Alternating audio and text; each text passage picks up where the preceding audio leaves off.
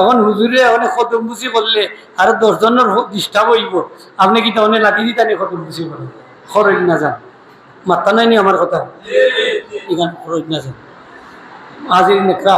তো যাই হোক আল্লাহ আমরা বুঝার তৌফিক দিতা। কদম বুঝা ইটারও বুঝা চুমা দো, আমরা ডাইরেক্ট চুমা দিই না, আমরা হাতও বুঝা দো, হাত লাগাই ফার মধ্যে লাগাই তোলা চুমা খাই, ঠিক না নি?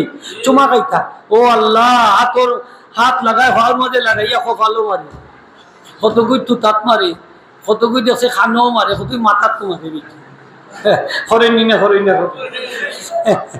না না কপালও মাথা না, মাথা তো না, গালও না, তুতা তো না, কুনানো ঠুটো কুনানো হইয়া হোকা কুনানো টুটো, হাত লাগাইবা ফার মধ্যে লাগাইয়া টুটু চুমা খাইবা।